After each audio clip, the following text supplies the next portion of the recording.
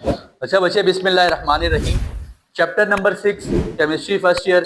Important long question है। कुछ लोग इसको हिसिसला प्रोनाउंस करते हैं, कुछ हेजला प्रोनाउंस करते हैं। आपकी मर्जी, आप जो मर्जी प्रोनाउंस करें, ठीक है। आप ये बड़ा इंपॉर्टेंट लॉन्ग है बच्चे, याद रखिएगा। इस चैप्टर में से एक न एक लॉन्ग लाजमी आएगा। हेजला हो गया, बोन एबर साइकिल होगी या एंथैल्पी। इन तीन लॉन्ग में से यहाँ से लॉन्ग आप मुझसे लिखवा लें, ये आपको मैं गारंटी दे रहा हूँ, ठीक है। हेजला या हेसिसला इंपॉर्टेंट टॉपिक है बच्चे। ऐसा हुआ था कि GH एक आपके पास, इसने ये किया था 1840 में, ये लॉ इंट्रोड्यूस करवाया था GH ने 1840 में, 1840 में। कहता है, इसकी डेफिनेशन लिखिएगा, कहता है energy change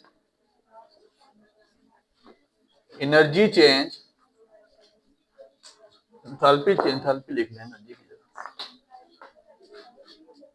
enthalpy change, heat change, enthalpy change in a chemical process, enthalpy change in a chemical process is same whether the reaction proceeds in single step or several steps। बच्चे, आपको बताया गया दो तरह के रिएक्शन होते हैं, endothermic और एक्सोथर्मिक। एक में एनर्जी एब्जॉर्ब होती है, एक में इवॉल्व होती है, निकलती है, खारिज होती है। असल में बच्चे बात ऐसा है, हेसिसला ने ये बात प्रूव करी थी। उसने ये बात बोली थी कि एनर्जी चेंज, जो इंथैल्पी चेंज है ना, आपके पास इंथैल्पी चेंज किसी भी केमिकल रिएक्शन में, in a chemical process is same, in a chemical reaction is same, in a chemical reaction is same. किसी भी केमिकल रिएक्शन की इंथैल्पी चेंज सेम होगी। आया कि वो रिएक्शन एक स्टेप में खत्म हो जाए या एक से ज्यादा स्टेप उसको लगे। क्या कहा उसने कि इंथैल्पी चेंज किसी भी केमिकल रिएक्शन की सेम होगी। आया कि आपको जो मतलूबा प्रोडक्ट है एक सिंगल स्टेप में मिल जाए या आपको एक से ज्यादा स्टेप करने पड़े। ये बात आपको GH ने 1840 में प्रूव करके बताई थी। इसका मतलब उसने ये लिखा, दैट मीन्स कि टोटल इंथैल्पी इक्वल हो जाएगा delta H1 plus delta H2 plus delta H3। कहता जितनी नंबर ऑफ स्टेप्स आप करते जाएंगे, इनका जो सम होगा वो टोटल इंथैल्पी चेंज के इक्वल आएगा। इसमें कोई दो राय मौजूद नहीं है। ये इसी तरह सेम आता है। इसमें ये बात याद रखिएगा कि कहता है सिंगल स्टेप में करें फिर भी आपके पास इंथैल्पी की वैल्यू यही आएगी, और आपका रिएक्शन अगर सिंगल से ज्यादा स्टेप्स लेगा फिर भी आपके पास इंथैल्पी की वैल्यू यही आएगी। बच्चे, अब इसको सपोर्ट करने के लिए हम कुछ रिएक्शंस करके बताते हैं, ठीक है। इसको सपोर्ट करने के लिए हम कुछ रिएक्शन करके बताते हैं और फिर आपको समझ आ जाएगी कि आपके पास ये कैसे सहमत है। जरा गौर कीजिएगा बच्चे, कार्बन प्लस ऑक्सीजन, गौर कीजिए। यहां पे आपने लिखना है कार्बन सॉलिड फॉर्म में इसकी फिजिकल स्टेट लिखिएगा लाजमी, और ऑक्सीजन आपके पास गैसियस फॉर्म में मौजूद है। आपने इसको रिएक्शन करवाया, कार्बन डाइऑक्साइड गैसियस फॉर्म में आपके पास बन गई, और इसमें जो इंथैल्पी चेंज हुआ डेल्टा H0, ये इंथैल्पी चेंज यहाँ पे कितना आता है -393.5 किलो जूल पर मोल भी लिख लें तो कोई मसला नहीं है। समझ आ गई बात की आपके पास? ये आपके पास सिंगल स्टेप में आपका प्रोडक्ट आ गया। ये आपका जो रिएक्शन है ये सिंगल स्टेप का रिएक्शन है, ठीक हो गया। इसके बाद आपके पास अगर डबल स्टेप का रिएक्शन हो, कोई रिएक्शन आपके पास सिंगल स्टेप में प्रोसीड नहीं हो रहा, ड्यूल स्टेप में जा रहा है, गौर कीजिए, डबल स्टेप का रिएक्शन करा रहा हूं, ठीक है जी। डबल स्टेप, तो आपके पास कार्बन मौजूद है और ऑक्सीजन मौजूद है। हाफ ऑक्सीजन मैंने लिख लिया, या सिंपल ओ नहीं लिख सकता इसलिए मैंने O2 को हाफ कर दिया। ये लिखिएगा, फिजिकल स्टेट लाजमी लिखनी है। ये सॉलिड है बच्चे, ये गैस है। आपके पास CO बन जाएगा, कार्बन मोनोऑक्साइड। क्या बनेगा? Carbon monoxide. कार्बन मोनोऑक्साइड को फिर दोबारा CO को आपने दोबारा मिलाना है, किसके साथ? ऑक्सीजन के साथ। 1/2 O2 लिख लिया, और ऑक्सीजन मेरे पास गैसोस फॉर्म में मौजूद है, तो ये मेरे पास कार्बन डाइऑक्साइड बन जाएगा। याद रखिएगा, यहां से जो एनर्जी इवॉल्व हो रही है वो डेल्टा H की वैल्यू यहाँ पे कितनी है? -110.53 किलो जूल। यहां से कितनी वैल्यू इस रिएक्शन से आपके पास रिलीज होगी? -110.53 किलो जूल। ये याद रखिएगा, वैल्यू याद रखनी, सारी गेम वैल्यू की है। और यहां से ये रिएक्शन करते वक्त आपके पास जो डेल्टा एच की वैल्यू है वो आ जाएगी -282.92 किलो जूल। इसकी वैल्यू क्या आ जाएगी आपके पास दूसरे स्टेप की -282.92 किलो जूल। हम एनर्जी चेंज निकालेंगे। बच्चे अगर इनको अकॉर्डिंग टू एसिड लॉ में इनको सम कर दूं तो मेरे पास ये कार्बन मोनोऑक्साइड ये कार्बन मोनोऑक्साइड आपस में कैंसिल आउट हो जाएगा। ये कार्बन मोनोऑक्साइड खत्म हो जाना है। फिर अब आपके पास बचेगा कार्बन गैसों उसमें सॉलिड फॉर्म में प्लस हाफ और हाफ ऑक्सीजन, ये O2 बन जाएगा। O2 किस फॉर्म में आपके पास आ जाएगा गैसोस फॉर्म में। बच्चे मेरी बात पे गौर कीजिए, मैंने इन दोनों इक्वेशन जो सिंगल स्टेप जो ड्यूल स्टेप मैंने किए थे उनको ऐड किया और यहाँ पे कार्बन मोनोऑक्साइड को मैंने आपस में कट करवा दिया। कार्बन मोनोऑक्साइड को मैंने आपस में कटिंग कर दी तो कार्बन को दोबारा मैंने ऑक्सीजन के साथ मिलाया। ये मेरे पास क्या बन गया कार्बन डाइऑक्साइड। ये सिंगल स्टेप में मैंने बनाया था और मेरे पास यहाँ पे एनर्जी कितनी निकली थी -393.5 किलो जूल। और ये मैंने ड्यूल स्टेप में बनाया तो एक स्टेप की एनर्जी इलादा दूसरे स्टेप की एनर्जी इलादा। According to Hess's law, according to Hess law उसने हमें बताया enthalpy change in delta H not 1 plus delta H not 2। उसने कहा जी इन दोनों का सम करें तो मेन आपके पास जो मैंने आपको पहली क्वेश्चन लिखवाई है कि टोटल एंथैल्पी आपके पास सेम रहेगी। अगर आप दोनों का सम भी करें तो आंसर आपके पास सेम आएगा। टोटल एनर्जी चेंज आपको पता है कितना हुआ यहाँ पे -393.5 kilo joule which is equal to delta H not 1 की वैल्यू कितनी आ गई -110.5 किलो जूल। बीच में आपके पास माइनस प्लस माइनस हो जाता है तो -282.92 किलो जूल। तो आप इसको प्लस करेंगे तो -393.5 kilo joule which is equal to -393.5। अच्छा बच्चे बिस्मिल्लाहिर्रहमानिर्रहीम। फॉर फर्स्ट ईयर बहुत इंपॉर्टेंट टॉपिक है बच्चे, जरा सुनिएगा। आपने जिंदगी सारी सेंट्रीपिटल फोर्स तो पढ़ा, जरा थोड़ा सा एक आपको आज मुनफरिद तरीके से बड़ा इजी करके समझाया जाएगा। Centripetal force and centripetal acceleration आपका इंपॉर्टेंट टॉपिक है लॉन्ग क्वेश्चंस के लिए। बच्चे जरा गौर कीजिए होता क्या है।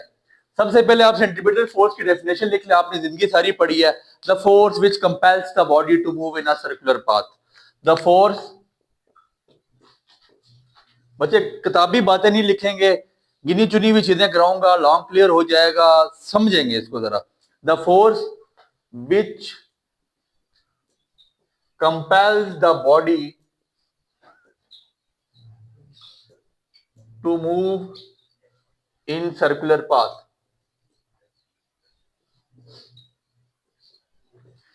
गौर कीजिए बच्चे, ये डेफिनेशन सेंट्रीपिटल फोर्स की आपने 9th क्लास में पढ़ी है।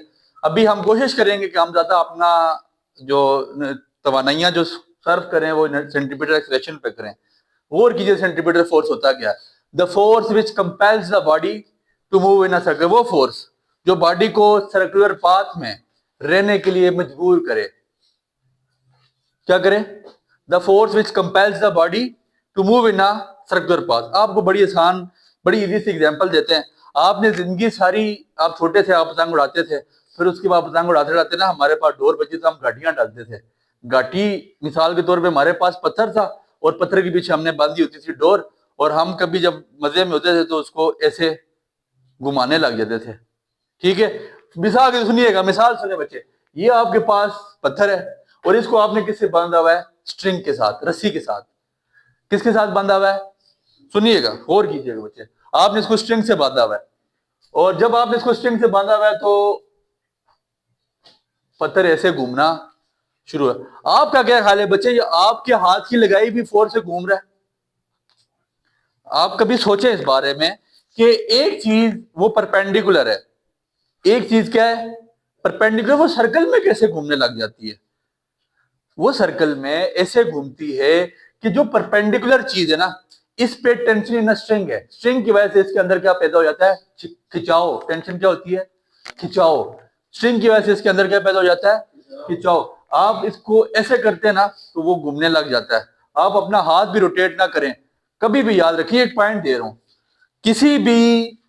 किसी भी स्ट्रेट लाइन चीज को या किसी भी स्ट्रेट लाइन को हम अगर परपेंडिकुलरली उसमें रुकावट डालें, किसी भी स्ट्रेट लाइन में हम परपेंडिकुलरली रुकावट डालें तो वो सर्कल में रोटेट होना।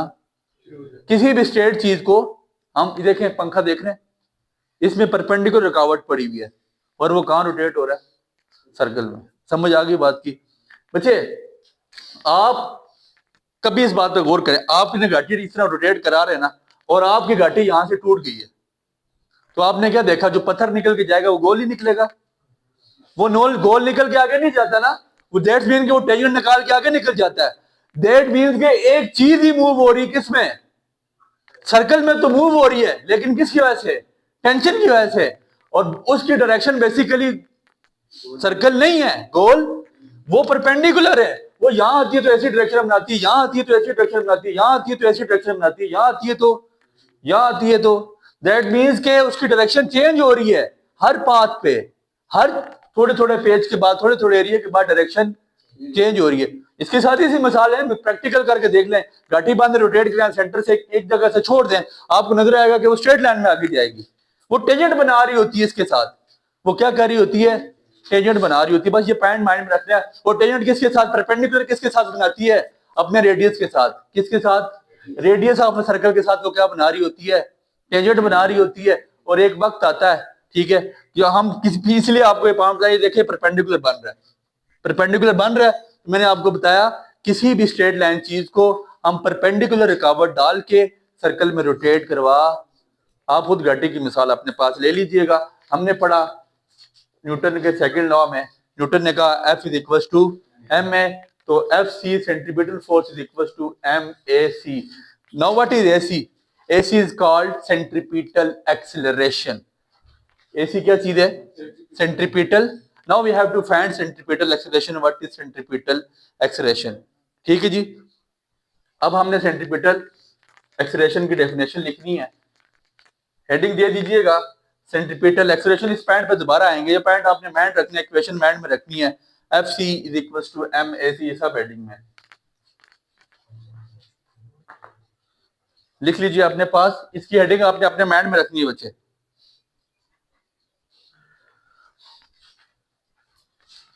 Centripetal acceleration, the acceleration of a body, the acceleration of a body traversing a circular path। Easy सी डेफिनेशन बच्चे। वो एक्सेलरेशन जो बॉडी को सर्कुलर पाथ में रखती है, ठीक है जी, ट्रांसवर्सिंग आ सर्कुलर पाथ। बच्चे मेरी बात पे गौर करें, अभी चीज आपको सेंट्रीपिटल एक्सीलरेशन क्लियर होने जा रही है। ये आपके पास बताया क्या चीज है? सर्कल है, बॉडी सर्कल में रोटेट कर रही है, ऐसे ही है। 393.5 kilo joule which is equal to -393.5 kilo. That been prove, ये प्रूव किया जा चुका है। Enthalpy change in a chemical reaction is same, enthalpy change same है whether the reaction proceed in one step, एक स्टेप में रिएक्शन कंप्लीट हो जाए, फिर भी एनर्जी चेंज की या एंथैल्पी चेंज की वैल्यू यही आएगी। अगर आपके पास रिएक्शन दो स्टेप में होगा तो फिर भी आपके पास एंथैल्पी चेंज की वैल्यू यही आएगी। बच्चे यहां से इस इक्वेशन को अपने माइंड में रखें। इसकी सपोर्टिव के लिए हम एक चीज और बता देते हैं आपको, जिसका आप अपने पास यहाँ पे इजीली स्क्रीनशॉट भी ले सकते हैं। यहां पे आपको एक बात, फॉर एग्जांपल आपके पास कोई प्रोडक्ट आपने बनाना है, ये आपने जाना है ए से लेकर डी में, ठीक है, तो 4 स्टेप के पास आपकी चीज है। आपकी जो आपका जो मेन प्रोडक्ट है वो 2 स्टेप से ज्यादा है, फिर क्या होगा? ए से लेकर बी, बी से लेकर सी, सी से लेकर हम कहां चले जाएंगे? डी। समझ आ गई बच्चे? ये बेसिकली एक तरह का साइक्लिक प्रोसेस बन गया, ठीक है। Change in enthalpy, change in enthalpy किस इक्वल हो जाएगा? Change in enthalpy 1, change in enthalpy 2, change in enthalpy 3।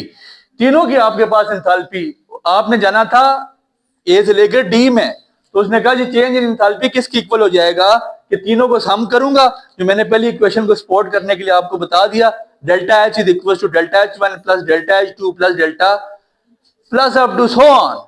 उसने कहा जी सेम रहेगा सर, आप एक स्टेप में करें रिएक्शन या एक से ज्यादा स्टेप में करें, एंथैल्पी चेंज की वैल्यू आपके पास चेंज नहीं होगी, सेम रहेगी।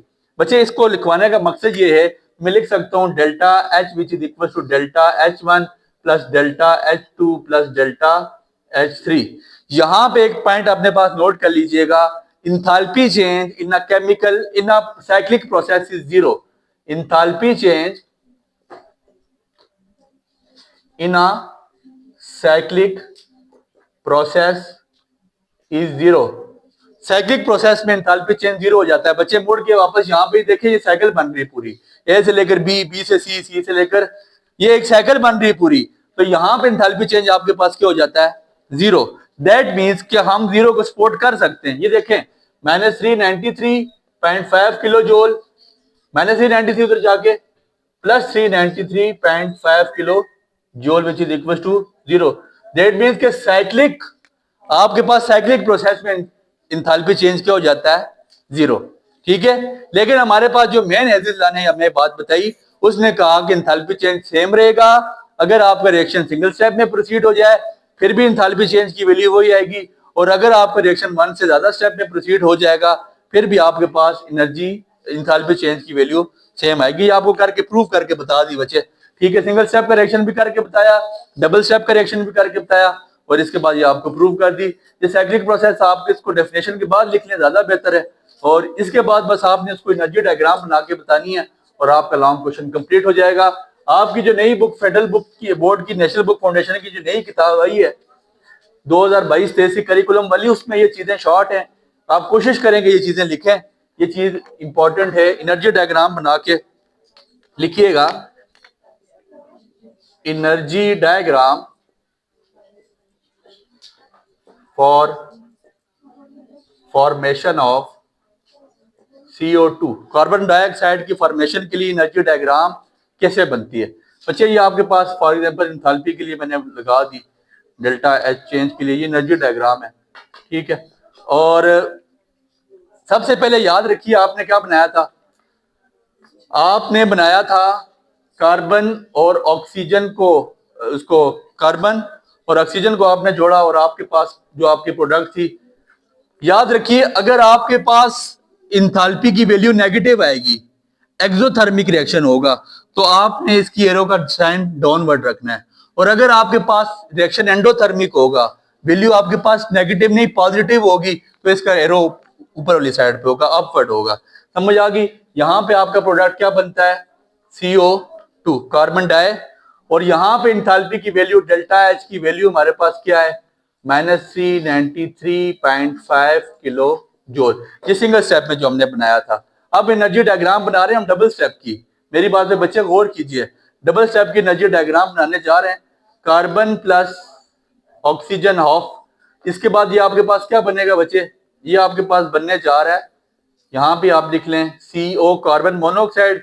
इसकी एंथैल्पी, ये इसकी एंथैल्पी कितनी आ जाएगी? -110.5 किलो जूल।